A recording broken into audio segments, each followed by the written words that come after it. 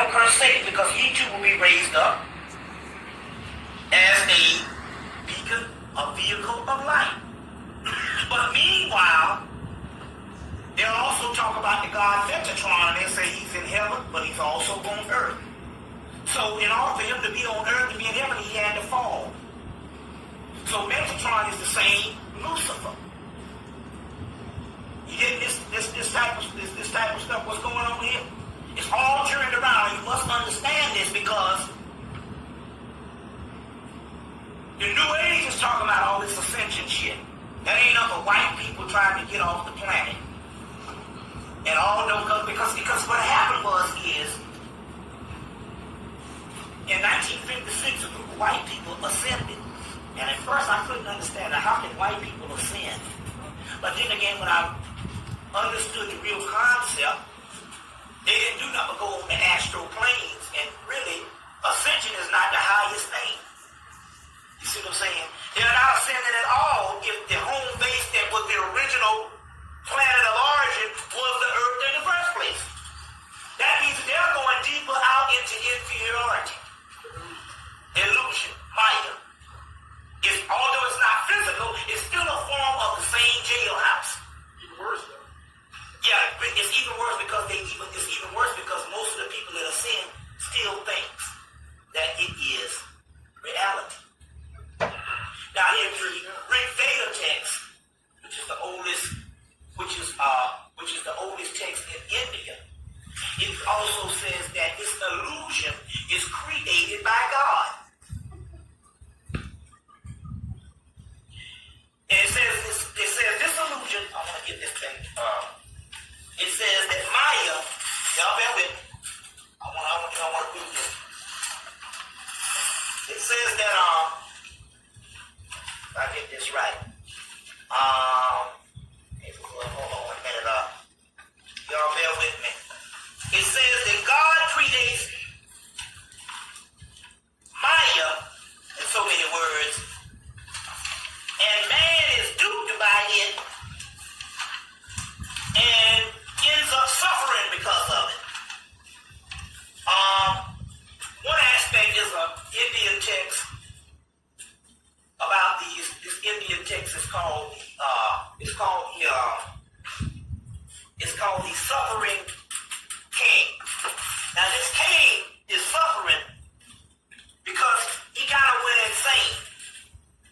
And when he went insane because he was brought to a certain reality. Now the reality in the Tibetan Book of the Dead says that your reality, enlightenment, he was brought to a certain enlightenment. Well, in the Tibetan Book of the Dead, they say enlightenment begins. Man is enlightened when he realizes the unreality of existence. Mm-hmm.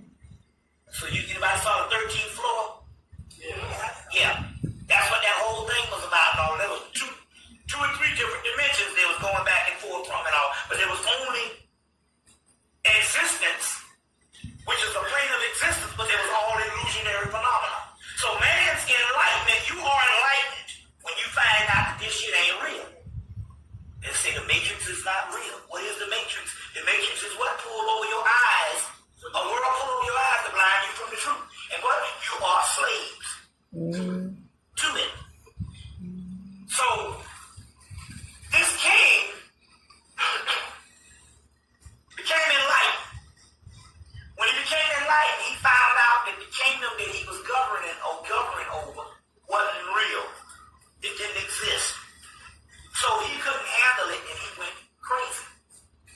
Everybody was telling him in the kingdom, why don't you act like a king and govern like a king? So his father found out about it and went and sent for a spiritual sage, which is a master or a teacher.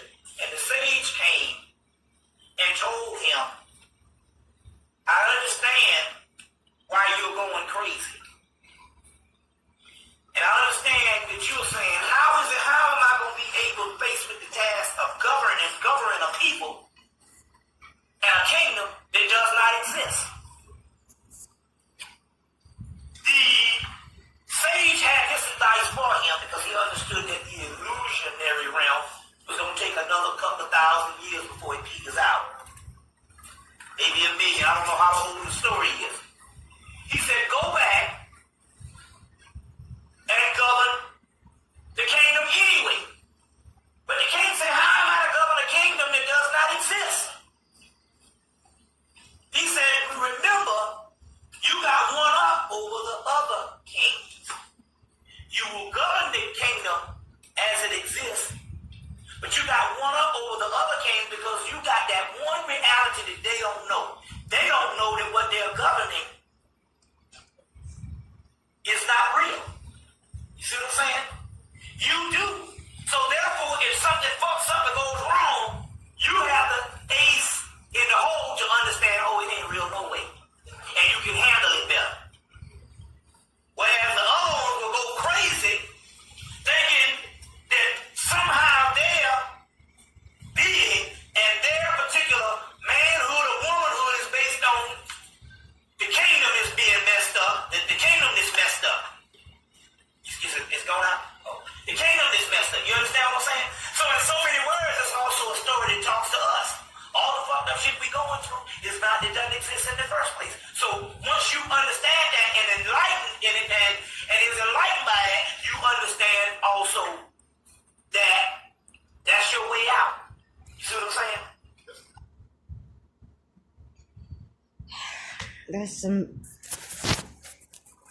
That's some deep existential stuff there. That's some deep existential stuff that, quite frankly, I get it, but I'm not going to try to explain it to you. But you know what? What am I saying? I got to explain it. There is nothing to explain except that in your mind, you need to know that all of your reality is a lie and bullshit. Now, it's hard for us to accept because that we are pure emotion, we're pure feeling, and we're the pure cosmic seed. So, in a body form, you're supposed to feel, you're supposed to get the sensations of a physical world. And the problem is that we think it's permanent. Like everything we collect it. That's the problem. The problem is that we're collecting all this negative shit that we're experiencing. But this is a negative world. You know, it's hard to overcome it. It's hard.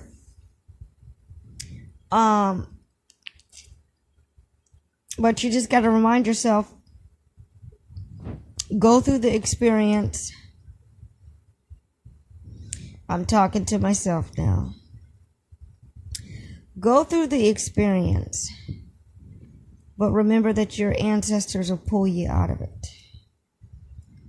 And remember, one day this isn't going to matter.